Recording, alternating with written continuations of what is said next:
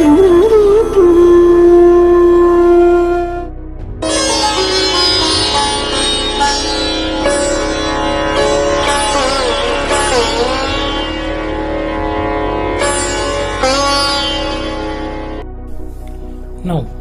the first part that already we have discussed in the initial slide, the first part of the impact object as a topic, the most important principle is to be understand is impulse momentum principle.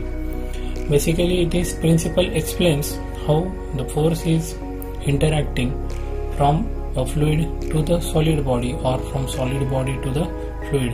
So in this topic we are going to discuss how the force interaction will occur. Basically, this is basic physics or a very important part related to that of your turbo machine, which explained by the basic physics, which is very simple one to understand, and how the force interaction will occur. It is necessary to understand the force exerted by fluid to the solid body or from solid body to that of your fluid, as if we are discussing about work done, mechanical work done. So mechanical work done or linear work done is nothing but force into displacement. Obviously it is a force and the linear displacement. So that is what we call as a work. So for that sake it is necessary to understand what exactly it means by force. So here we will start this particular derivation related to the impulse momentum principle by a very simple law that we have studied in our school days, the second law of motion or Newton's second law of motion. So what is that law? Say Newton's second law of motion. Basically, second law of motion, the force exerted is a rate of change of momentum. As if we are discussing about force exerted by the fluid to the solid or force exerted by the solid to the fluid.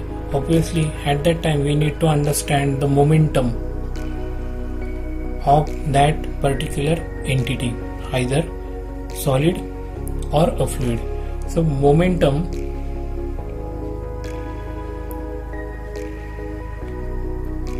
is nothing but mass into velocity, where mass is in kg and the velocity is in meter per second. So this is what we called as basically a momentum.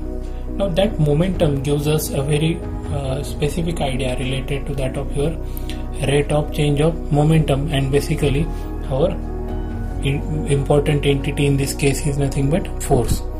Now from Newton's second law of motion it is necessary to understand what exactly it means by rate of change of momentum. So let us assume that there is very small amount of force is being exerted by the solid body. Small amount of force exerted by solid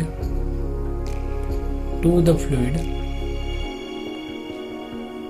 is given by dF is equal to d upon dt of mv. Now this is what we call as a small amount of force, and that force as per Newton's second law of motion is nothing but rate of change of momentum. So here this quantity is nothing but momentum, and we have differentiated this quantity as if we are discussing about a small amount of force. We have differentiated that quantity with respect of time. So this indicates that this changes with respect of time. Any quantity changes with respect of time is exhibits as rate of change of that quantity. So here we have rate of change of momentum is nothing but what we call as a force. So we will just solve this equation like this: m dv upon dt by using UV rule, v dm upon dt. So this indicates that there is a rate of change of these two quantities. Now if we consider solid as a body, obviously the mass is constant, does not changes with respect of time, so constant derivative is always 0. So ultimately what you will get is nothing but df is equal to m dv upon dt. Now if we try to integrate this equation, integrating this equation, what you will get is nothing but df is equal to force interaction from initial to final condition 1 to 2 is equal to m integral dv upon dt having limits 1 to 2. 1 stands for basically initial condition and 2 stands for final condition. So here after integrating you will get that m upon t into v having limit upper and lower limits as 1, 2. So further we can illustrate that equation as f12 is equal to m upon t into v2 minus v1. So here is the case that we have mass upon time as a kind of quantity. So mass upon time is nothing but change in mass with respect of time, and that is nothing but what we call as the mass flow rate into v2 minus v1. So here we can further write this equation as m dot v2 minus m dot v1. Now this quantity is nothing but force exerted by solid to the fluid. Now from Newton's third law, we know that from Newton's third law we know that particular statement as every action has equal and opposite reaction. So if this is action, that is force exerted by solid to the fluid is equal to m dot v2 minus m dot v1, then its reaction, that is from force exerted from fluid to the solid, will be equal but in opposite direction. So it will become, by changing opposite direction, obviously we have to change the sign, m dot v2. So m dot v1 minus m dot v2 is nothing but force exerted by the fluid to the solid. So by taking this common, you will get a kind of equation in form of what? Basically m dot v1 minus v2. We can write that equation as F is equal to, obviously it is force exerted by the fluid to the solid, as m upon t v1 minus v2. Rearranging that equation, we will get that F into t is equal to m v1 minus v2, or m v1 minus m v2. So on this side we have impulse, and on this side we have momentum. So this is what we called as basically impulse momentum principle. So impulse momentum principle is nothing but the illustration to find out the force exerted by the fluid to the solid body, and that particular illustration is nothing but impulse momentum principle. So this is what we call as the impulse momentum principle. Now the statement of impulse momentum principle is very simple one. So this is nothing but force exerted or the force interaction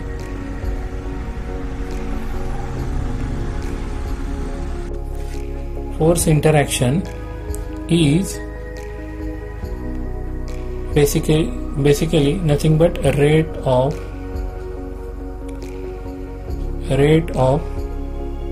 change of momentum, and that momentum in case of force exerted by the fluid to the solid body is always considered to be a fluid momentum.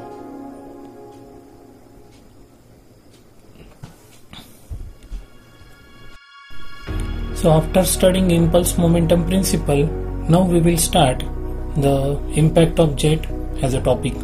So basically in this topic we are going to understand the force exerted by the fluid on different surfaces, and based on those surfaces we have multiple cases. So total number of 13 cases we have to study in this particular topic. So this is very interesting and very important topic in the point of view to understand whole turbo machine as a subject. So this particular thing for deliberately I have explained in such a listed manner. So just concentrate here. First of all, we have studied impulse momentum principle. Now if we consider impact of jet, means what? A jet is supposed to impact on different types of surfaces. So what are those surfaces? First of all, these surfaces are fixed surfaces. Fixed surfaces means what? There is no any type of motion, no any type of degree of freedom is provided to those surfaces.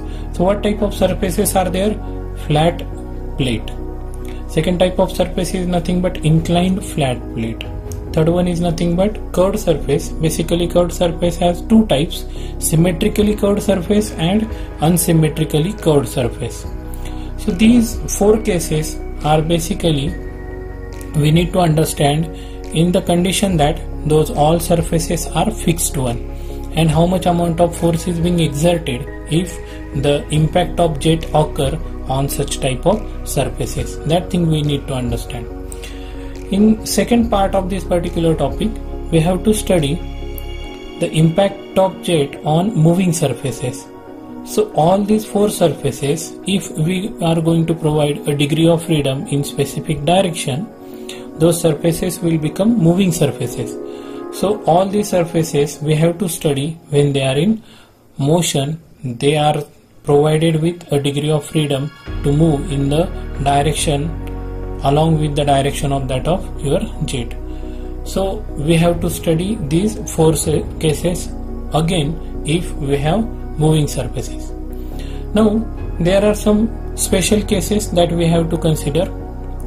Here impact of jet on a series of flat moving plates. So this moving plate is single moving plate, and what if we have series of flat moving plates, what is the effect of the force exerted by the jet on those surfaces? Then after we have to study impact of jet on series of curved moving vanes. Then after we have to study impact of jet entering tangentially and radial direction on a series of curved moving vanes. So this particular topic, the last case, or we can say second last case, is very very important one in the condition that we have to understand basically the force exerted on a series of curved moving vanes when the jet is entering into that particular system tangentially and radially. Okay, here we have a very important special case. This has to be considered as a special case. The force, or we can say impact of jet on hinge surface held vertical by external force, and if it is free to move. So a kind of, we can say, pivoted plate is there, and that pivoted plate, if we are making that pivoted plate come in contact with a jet, what is the effect of that particular jet, or we can say force exerted by the jet on the motion, or we can say on the position of that particular hinged surface. Now we will just take another look on the impact of jet on a fixed surfaces. So before starting the derivation, or we can say starting the lecture, we will just try to understand, or we will just try to make sure that some of the assumptions related to that of your topic. So impact of jet on a fixed surfaces. Here, for the sake of understanding, I have drawn that particular diagram related to the force exerted by the jet on a plate. So here we have a nozzle.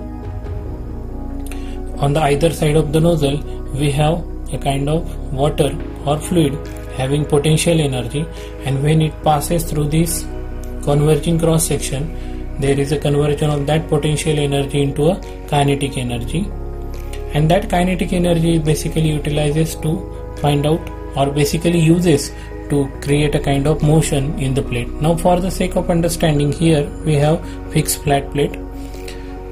Okay, now we will see the assumptions. So what will happen, this jet is supposed to strike that particular plate. Here we have this hatch portion is nothing but a plate. Now when that jet strikes, obviously this surface come in contact with that particular water jet. Now this particular surface is frictionless and it is very perfectly smooth. So this actually implies that there is no any type of energy loss due to the friction. Now during that particular impact of the jet, there should not be any type of energy loss because of impact, like a kind of loss due to the shock or etc. So these losses are to be considered as a zero. All the energy exerted by the plate is supposed to transmit to that plate, so there should not be any type of loss. Velocity and cross section of the jet are remain constant during that transportation. Means what, from nozzle exit to that of your plate surface, or we can say escaping from that particular plate, there should not be any type of loss of velocity, and basically the cross-sectional area of the jet will remain constant while striking that particular plate. Okay, so last one is nothing but when jet strikes on a plate, it exerts force on a plate and leaves along the surface with the same velocity. So velocity should not change, obviously, as if we are considering frictionless and perfectly smooth surface. So there is no any type of velocity loss will occur. The velocity does not changes. Maybe the discharge may vary in such a way that at the exit of the nozzle the discharge is Q. The discharge is nothing but area into velocity. So area is nothing but cross-sectional area. Okay, so area, cross-sectional area into velocity of the jet. Area has limit meter square and the velocity has limit unit meter per second. So this discharge will have a unit meter square into meter will become meter cube per second. So this is what we call as a discharge. So this one is nothing but incoming discharge, and outgoing discharges, as if this jet is supposed to split, Q will become Q1 plus Q2. So this is a condition. There is no any type of loss due to basically the frictional surface, or we can say flat plate surface, and that may lead to have a kind of reduction in velocity. So velocity will remain constant. Now we will start our first derivation related to the impact of jet, as basically impact of jet on a fixed surface. First case is nothing but impact of jet on a fixed flat plate when jet strikes normally at the center of the plate surface. So here I will just explain everything related to that of your this diagram. So here we have a nozzle. In this nozzle, the potential energy of water is converted into kinetic energy. So here we have K kinetic energy. Now what will happen if there is a conversion of energy from potential energy to that of your kinetic energy, and then that kinetic energy may transmit to that of your basically flat plate. So here we have a flat plate. Okay, so this indicates the direction of force exerted. Okay, so for the sake of understanding, we have drawn this coordinate system. So the horizontal one is nothing but x coordinate and vertical is nothing but y coordinate. So when jet comes in contact, basically when it strikes the plate, flat plate, after striking the plate, there is a deviation of that particular jet. It's supposed to split into two discharge basically, and there is a kind of deviation through an angle of 90 degree. So what will happen, that we will see from impulse momentum principle. Already we have seen that force exerted by the fluid to the solid is nothing but m dot v1 minus v2. So this is what we call as basically impulse momentum principle.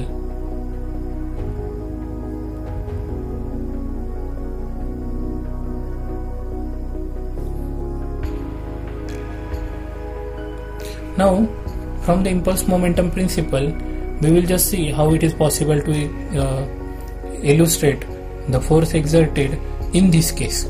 So here, as if this is x direction, so force exerted in x direction is equal to m dot v1x minus v2x, where m dot is nothing but mass flow rate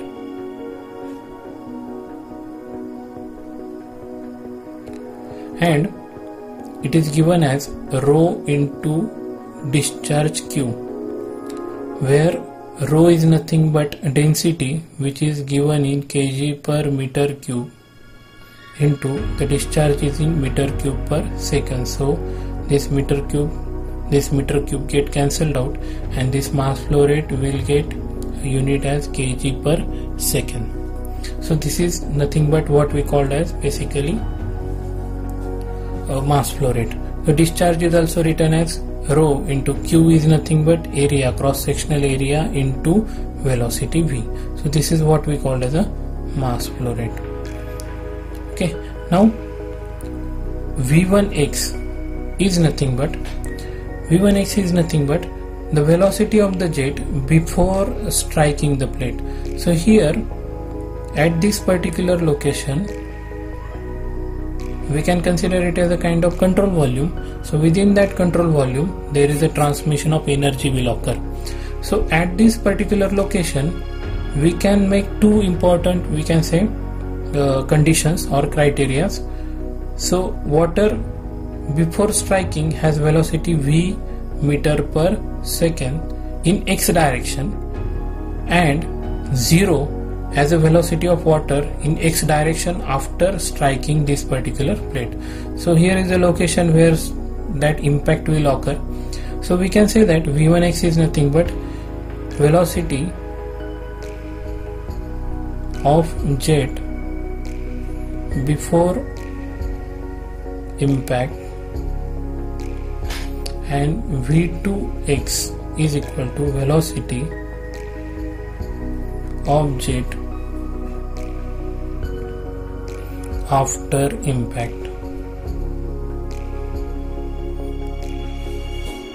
So now that velocity, as I said, v1x is nothing but velocity before striking the plate is nothing but v meter per second, and v2x is nothing but velocity of the jet v2x, and here this value as v1x. X stands for what? Velocity in x direction. 1 stands for what? Basically the velocity of jet before impact. So v2x obviously will become 0. It is actually a 0 because there is no any type of jet flow across that particular plate will occur in x direction. So we can put all these quantities, this quantity, this quantity and this quantity in this equation. What we will get is nothing but fx is equal to rho ACS into v in bracket v1x is nothing but v meter per second minus v2x is equal to 0. So what you will get is nothing but rho ACS into v will become v square. In general, that formula is written as rho a v square, which is actually very simplified form to understand the force exerted by the jet on the flat plate, which is fixed one in x direction. So this is all about related to the force exerted. So Fx is equal to rho a v square. Now we will just try to understand the unit. So the unit is, density has unit kg per meter cube, into area is in meter square, into velocity has unit meter per second, and its square will become meter square per second square. So this meter cube will get cancelled out in such a way that, or this whole quantity will cancelled out in such a way that basically meter cube and this meter square into meter will become meter cube. So one of the meter will get cancelled out and remaining one is meter per second square. So kg into meter per second square. Now see, if we consider the conversion of weight, W is equal to m into g, where m is nothing but mass, which is in kg, and g is nothing but gravitational constant, which is in second square, and that weight has unit Newton. So this one is nothing but a kind of thing which is given in a very interesting book of turbo machine, that is nothing but authored by BU Pai, Willy publication. So they have illustrated this particular thing like this. So we can come up with conclusion related to this quantity as kg into meter per second square is nothing but Newton with the help of this consideration. So meter per second square basically is to be considered as a unit of gravitational constant, and kg is nothing but unit of mass. So mass into gravitational constant is nothing but Newton. So from that we can say that this force is in Newton. Okay, so this important topic is to be discussed related to the conversion of units, is very important in the point of view of basically understanding how to convert or how to generate different types of units for different types of quantities in fluid mechanics and machineries. So thank you. Now we will see second case of impact of jet. The case is jet striking on a fixed inclined flat plate. So here you can see this is the inclined flat plate, this hatch portion. Here we have a nozzle. Through this nozzle, water with potential energy is get converted into a water with kinetic energy. Now this plate is inclined with respect of this jet through an angle of theta degree. So this jet exits nozzle with velocity v meter per second.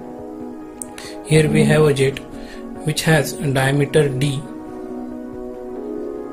meter, and when that jet strikes the plate, before striking the plate it has velocity v, and obviously it has a kind of force available, or we can say a force potential available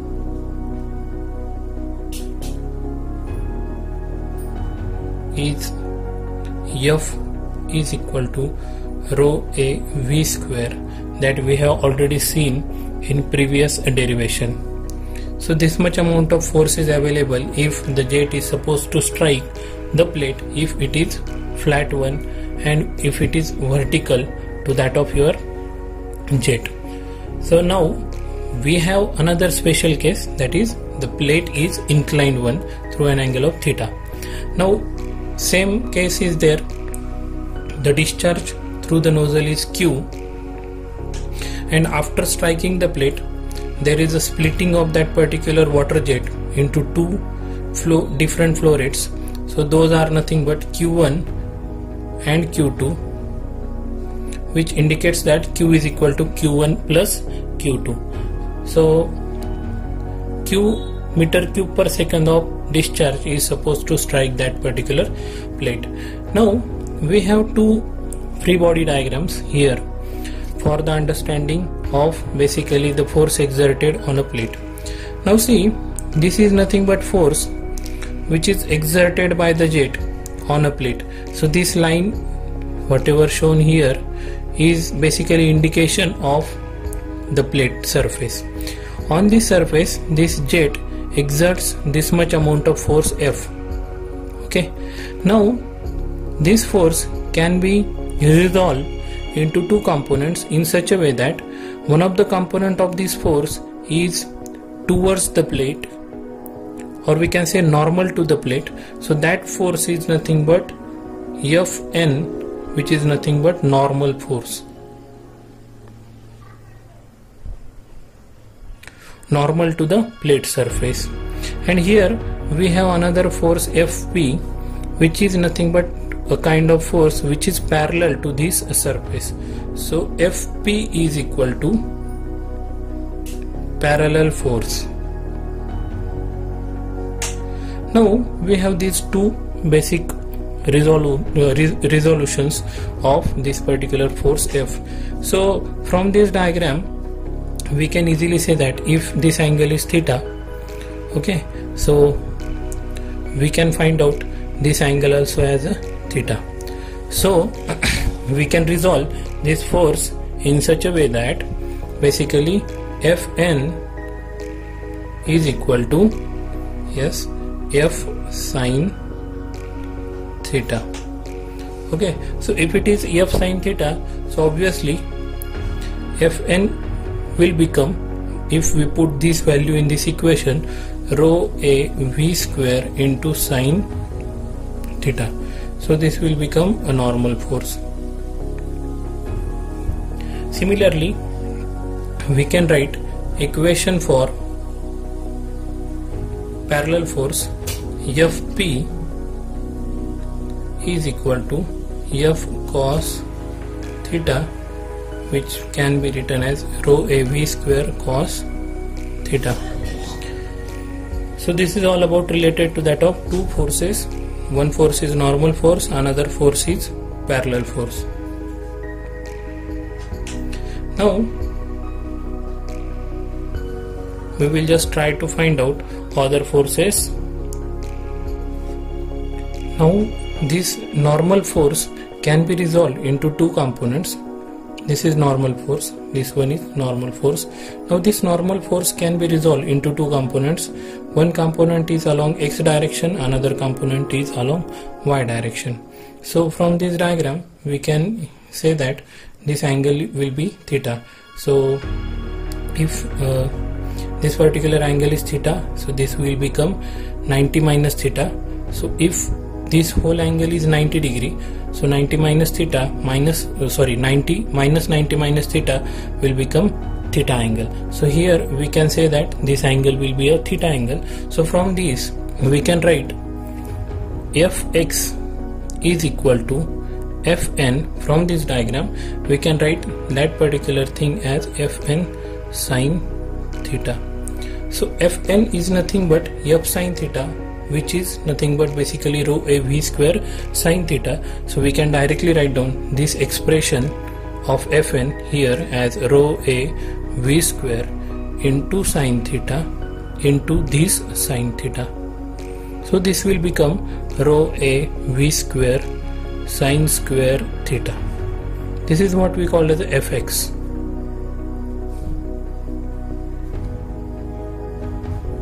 Now we can also find out Fy.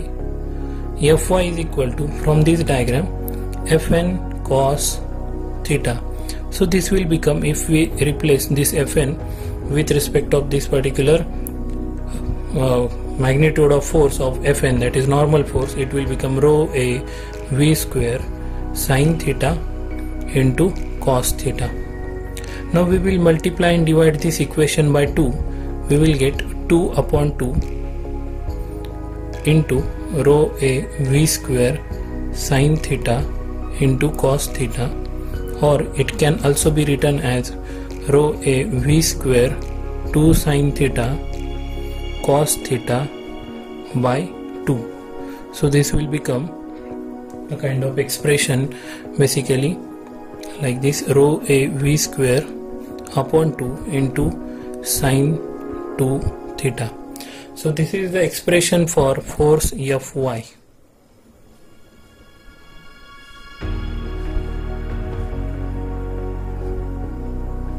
Now we have two forces, Fx and Fy, and these forces basically used to find out force exerted by the jet if there is a inclined plate. So we will just revive the all concepts what we have studied in this expression. First of all, we have found out this particular jet has a force potential of rho a v square.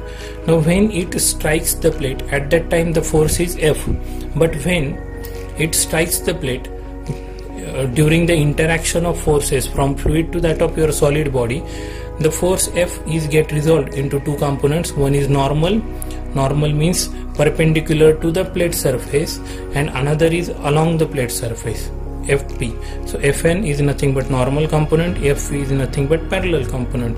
So we have reproduced this particular free body diagram so that we can easily understand the force exerted on the plate surface in normal direction and in parallel direction. So we have these two forces. Then after we have reproduced another diagram for this normal force as Fx and Fy. Now you have to consider this very important thing is nothing but you may conclude one important thing, that if this is Fn, so this Fx and F has to be same.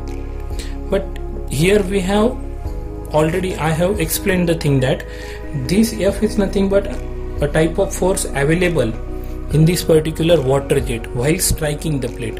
If we have a vertical plate and which is not inclined one to that particular water jet, vertical means what? Basically the angle is 90 degree, this theta will become 90 degree. So you have a kind of thing that the total force exerted, that F, which is a kind of potential available in this particular jet, is supposed to transmit to that plate. But here we have that particular plate which is inclined one. That's why this total force first of all get resolved into two components. One is a normal one, another is parallel one, and then after we have to find out this normal component has basically two components again. One is x component and another is y component. So after exertion or after provision, or we can say transmission of force from jet to the plate, after that transmission whatever the forces available are nothing but x direction force and y direction force. So that value we have to find out. So here we don't have a kind of condition that this force F is equal to the force Fx. This is possible if this theta will become 90 degree. If this theta will become 90 degree, obviously this sine square theta or sine square 90 will become 1 square. Obviously this particular value will become rho a v square, which is similar to that of your rho a v square, that is the force exerted by the jet to the plate, vertical plate. Now in the next slide we have to find out the discharge or volume